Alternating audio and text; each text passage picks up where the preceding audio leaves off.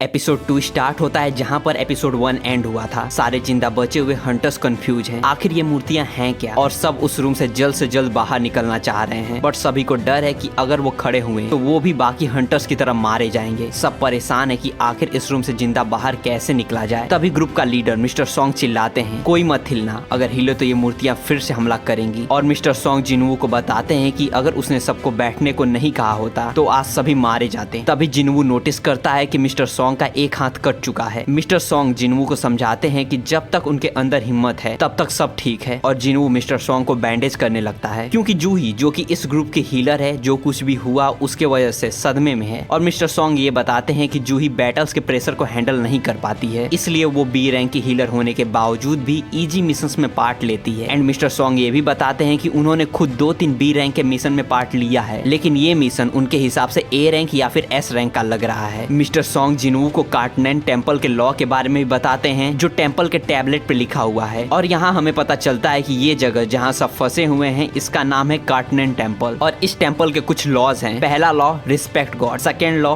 Praise God, third law अपनी वफादारी साबित करो, मतलब इस टेम्पल के भगवान की इज्जत करो और उनके बारे में अच्छा बोलो, और जो इन लॉज को नहीं मानेगा वो मारा जाएगा। फिर हमें बताया जाता है कि लगभग 10 साल पहले पोर्टल्स अपीयर हुए थे जो हमारे वर्ल्ड को एक दूसरे अल्टरनेट डायमेंशन से कनेक्ट करते हैं। और यही नहीं, इन सारे पोर्टल्स के वजह से पूरे वर्ल्ड में जगह जगह पर सुपरनेचुरल फिनोमिना हो रहे हैं। और इन फिनोमिनास का सबसे बड़ा एग्जांपल है हंटर्स, जिन्होंने अपनी स्पेशल पावर को अनलॉक कर लिया है। और पोर्टल के सारे मॉन्स्टर को डिफीट करना इन हंटर्स का टास्क है। और एक बार जब हंटर्स की पावर एक्टिव हो जाती है, फिर उसके बाद हंटर्स चाह के भी इसे चेंज नहीं कर सकते हैं। फिर हमें दूसरी तरफ जिनवू की बहन स्कूल में दिखाई जाती है एंड वो अपने एक फ्रेंड से बात कर रही है। तभी उसकी फ्रेंड उससे पूछती है, तुम्हारा भाई हंटर है ना? जिन्हा बताती है कि उसका भाई एक ई रैंक का हंटर है और वो हमेशा चोट और बैंडेज में लिपटा हुआ घर आता है। फिर दूसरी तरफ टेम्पल में हमें दिखाया जाता है मिस्टर सॉन्ग सबसे कह रहे हैं कि ये स्टैचू बहुत स्ट्रॉन्ग है और इनसे लड़ना खतरे से खाली नहीं है, लेकिन हम सबको एक साथ मिलकर यहाँ से निकलने का तरीका ढूंढना ही होगा। तभी एक हंटर चिल्लाता है, मैं यहाँ नहीं मरने वाला। उसे लगता है कि वो अपने स्पीड से एग्जिट गेट तक पलक झपकते ही पहुंच जाएगा और ये मूर्तियाँ उसका कुछ भी बिगाड़ नहीं पाएंगी। और जैसे ही वो एग्जिट गेट की तरफ दौड़ता है, पलक झपकते ही मूर्ति उसके पूरे बॉडी को जलाकर राख कर देती है। और इस दृश्य को देखने के बाद सारे बचे हुए हंटर्स पहले से और ज्यादा घबरा और डर गए हैं। सबको लगता है कि वो अब इस जगह से जिंदा बाहर नहीं निकल पाएंगे। तभी जिनवू कुछ रियलाइज करता है। उसे लगता है कि अगर ये मूर्तियां चाहती तो इन सबको पलक झपकते ही खत्म कर सकती हैं, पर ये ऐसा नहीं कर रहे हैं। आखिर क्यों? तभी जिनवू को कार्टनैन टेम्पल के रूल्स याद आते हैं, जिसका फर्स्ट रूल कहता है कि भगवान के सामने झुको, उनकी इज्जत करो। एंड नाउ अब जिनवू को लग रहा है कि वो सब शायद यहाँ से जिंदा बाहर निकल सकते हैं। तभी जिनवू अचानक से खड़ा हो जाता है। मिस्टर सॉन्ग उसे समझाते हैं कि क्या तुम पागल हो गए हो? लेकिन नहीं, इस बार जिनवू की आंखों में कुछ अलग है। जिनवू को उम्मीद है कि वो इस बार हमेशा की तरह जिंदा घर लौटने में कामयाब होगा, लेकिन मूर्ति की आंखें चमकने लगती हैं एंड लगता है कि अब जिनवू भी बाकी हंटर्स की तरह मारा जाएगा। जिनवू भी बाकियों की तरह पूरी तरह डरा हुआ है। लेकिन तभी जिनवू अपने दोनों घुटनों पर आकर मूर्ति के सामने सर झुका देता है और जिनवू का ऐसा करते ही मूर्ति भी पहले की तरह शांत हो जाती है। और अब जिनवू को ये समझ आ चुका है कि इस टेम्पल का फर्स्ट रूल के हिसाब से इन सबको मूर्ति के आगे झुकना पड़ेगा। और जिनवू बाकी बचे हुए हंटर्स को भी मूर्तियों के सामने सर झुकाने को कहता है। सारे हंटर्स कंफ्यूज हैं और उन्हें समझ नहीं आ रहा है कि क्या ये तरीका सच में काम करेगा या फिर वो भी बाकी हंटर्स की तरह इस टेम्पल में मारे जाएंगे। लेकिन मिस्टर सॉन्ग को जिनवू पर पूरा भरोसा है। जिनवू मिस्टर सॉन्ग एंड बाकी हंटर्स को समझाता है कि ये मूर्तियां उन पर तब तक अटैक नहीं करेंगी जब तक ये अपना सर इनके सामने झुकाए रखते हैं। और जिनवू का ऐसा कहने के बाद सारे हंटर्स डरते डरते मूर्तियों के सामने अपने सर झुका देते हैं। सब सोच ही रहे थे कि क्या बस इतना काफी होगा, पर तभी मूर्ति की आंखें शांत हो जाती हैं और हमें एक बहुत डरावना स्माइल दिखता है, मानो मूर्तियां कह रही हैं। और ये स्माइल देखने के बाद सारे हंटर्स पहले से और ज्यादा डर चुके हैं। लेकिन तभी सभी को रियलाइज होता है कि मूर्तियां अब शांत हो चुकी हैं, बट जिनवू को लग रहा है कि अभी सब कुछ ठीक नहीं हुआ है, कुछ तो गड़बड़ है दया। तभी अचानक से गद्दी पे बैठी हुई मूर्ति अपने इविल और डरावने स्माइल के साथ खड़ी हो जाती है। सब पहले से और ज्यादा डरे हुए हैं। मिस्टर सॉन्ग जिनवू से पूछते हैं, तुम्हारे पास कोई प्लान है ना? लेकिन नहीं,